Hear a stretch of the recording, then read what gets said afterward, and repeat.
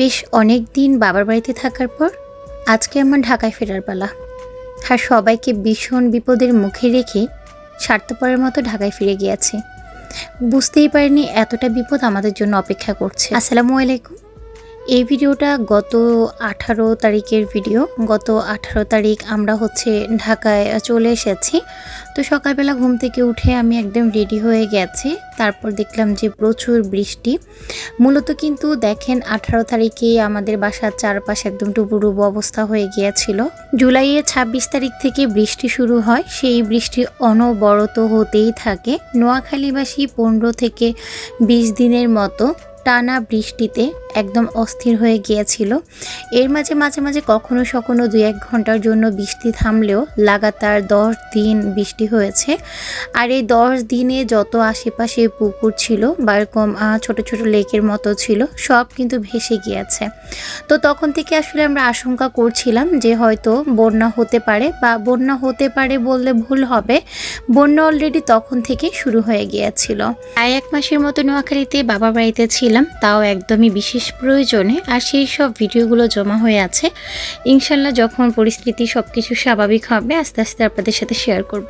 15 তারিখ থেকে এই বৃষ্টি শুরু হয়েছে, মানে একদম লাগাতার বৃষ্টি, যেখানে কোনো বিরতি নেই। মাঝে মাঝে হয়তো 5 মিনিটের জন্য বৃষ্টির পরিমাণটা কিছুটা কমে, কিন্তু তারপর আবার বেড়ে যায়, একদম ভারী বর্ষণ যাকে বলে। সকাল থেকে আমরা দাঁড়িয়ে আছি যে কখন বৃষ্টি কমবে। ওইদিকে সাপুর বাবা গাড়ি নিয়ে রওনা দিয়েছে।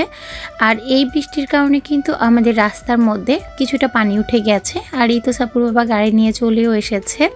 তো আম্মু এখানে আমার জন্য যে মাছগুলো রেখেছিল সেগুলো প্যাক করে দিচ্ছে, কারণ আমরা ঢাকায় কিছু মাছ নিয়ে যাচ্ছি। আর এখানে যে রাজহাঁসের মাংস ছিল সেটাও প্যাক করে দিয়েছে আম্মু, ফ্রিজে আগের দিনই বক্স করে রেখে দিয়েছে। সাফওয়ানকে রেডি করিয়ে আমরা বের হয়ে গেছি। প্রায় আধা ঘন্টা অপেক্ষা করেছি বৃষ্টি কমার জন্য, কিন্তু একদমও কমেনি, টিপটিপ করে পড়ছিল। তারপরও আমরা এই যে রাস্তা দিয়ে যে যাচ্ছিলাম, এই রাস্তার মধ্যে তখনও পানি ছিল। আমরা হয়তো ভেবেছিলাম যে নর্মাল মাত্রায় কোনো বন্যা হবে বা রাস্তা হয়তো হালকা পাতলা কিছু পানি উঠবে, কিন্তু নোয়াখালীবাসী আসলে জানে কি পরিমাণে বৃষ্টির মোকাবিলা তাদেরকে করতে হয়েছিল টানা 10 থেকে 12টা দিন পর্যন্ত। আর এই বৃষ্টির কারণে কিন্তু আশেপাশে যত পুকুর ছিল বা যত ড্রেন ছিল সব বন্ধ হয়ে পানিগুলো রাস্তার মধ্যে উঠতে শুরু করেছিল। তখন থেকে যাদের একদম নিচু বাড়ি, আমি যখন আসছিলাম তখনই দেখে এসেছি এলাকায় যাদের একদমই নিচু বাড়ি, তাদের বাড়িতে উঠানে একদম মোটামুটি হাঁটু সমান পানি হয়ে গিয়েছিল।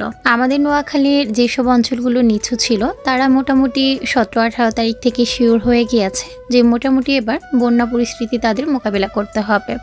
আমি হয়তো ভেবেছিলাম রাস্তার মধ্যে হয়তো কিছুটা পানি উঠবে, বৃষ্টি বন্ধ হয়ে গেলে সেই পানিগুলো নেমে যাবে। প্রতিবার যেই রকমভাবে বর্ষার সময় হয় সেই রকম আমরা সবাই নর্মাল ভেবেছিলাম।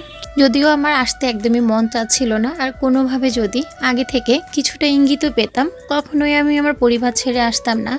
বিশ্বাস করেন এই 2-3টা দিন আমার যে কী পরিস্থিতিতে কেটেছে সেটা আমি জানি আর আমার আল্লাহ জানে। আপনাদের ভাইয়া তো গত পরশুদিন সকালবেলায় রওনা দিয়ে দিয়েছিল নোয়াখালীর উদ্দেশ্যে। সে এখন বর্তমানে নোয়াখালীতেই আছে। আমাদের নোয়াখালীর মানুষ এত পরিমাণ কষ্টে আছে, ফেনীর মানুষের কষ্ট তো আর চোখেই দেখা যাচ্ছে না। নতুন করে কুমিল্লা বুড়িচং এলাকাটাও ভেসে যাচ্ছে।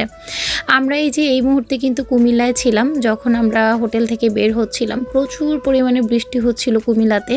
আর কুমিল্লাতেও কিন্তু মোটামুটি নোয়াখালীর মতো আশেপাশে অনেক পরিমাণে পানি উঠে গেছে, বা কিছু কিছু নিচু রাস্তায় পানি জমে গিয়েছিল। কিন্তু আসলে নোয়াখালী বা কুমিল্লার মানুষ কখনোই আমরা চিন্তা করতে পারিনি, ফেনীর মানুষের তো কখনো এটা কল্পনায়ও আসেনি যে এরকম একটা পরিস্থিতি এবার আমাদেরকে মোকাবিলা করতে হবে। যাই হোক, আল্লাহ পাক হয়তো আমাদেরকে পরীক্ষা নিচ্ছে, সামনে হয়তো অনেক বড় ভালো আমাদের জন্য কোনো উপহার আল্লাহ পাক রেখেছে। ফেরাউনের মৃত্যুর পরও কিন্তু 40 দিন টানা বৃষ্টি হয়েছে, বন্যা হয়েছে, তারপর কিন্তু আল্লাহ পাক জমি উর্বর করে দিয়েছে। আমরাও কিন্তু রিসেন্টলি ফেরাউনের হাত থেকে মুক্তি পেয়েছি, যদিও ফেরাউন ফেরাউনের আসলে মৃত্যু হয়নি, কিন্তু আমার বিশ্বাস যে আল্লাহ পাক তার পাপ বা তার যে ভুলগুলো ছিল সেগুলো এই বৃষ্টির পানিতে বা বন্যার পানিতে প্লাবিত করে দিচ্ছে, আর আমাদেরও হয়তো জমি উর্বর করে দিবে। হয়তো হ্যাঁ, আমরা যেসব মানুষদেরকে হারিয়েছি তাদেরকে কখনো আর ফিরে পাবো না, তবে বিশ্বাস রাখেন যে আল্লাহ যা কিছু করছে ভালোর জন্য করছে। এটার পিছনে হয়তো আল্লাহ পাক অনেক অনেক অনেক নিয়ামত আমাদের জন্য রেখেছে। এই তো আপনাদের সাথে কথা বলতে বলতে কিন্তু এরই মধ্যে আমরা ঢাকায় পৌঁছে গিয়েছি। আর এই তো পৌঁছেই হচ্ছে কিছুটা সুমাইয়া ঘরটা পরিষ্কার করার কাজ করছে। সাফওয়ান যেহেতু গাড়িতে ঘুমিয়ে গিয়েছিল, ওকে খাটে শুইয়ে দিয়ে আমি এখানে রাজহাঁসের মাংসগুলো গরম করে নিয়েছি, ডাল রান্না করেছি। আর ডালের পাতিলটা অ্যাভয়েড করবেন, এতটা পথ জার্নি করে এসে এত কিছু করার পর আর এটা পরিষ্কার করার শক্তি ছিল না। যাই হোক, এখন দুপুরের খাবার খাবো আর সেই সাথে আপনাদের থেকেও বিদায় নিব। সবাই আমাদের জন্য দোয়া করবেন। আল্লাহ হাফেজ।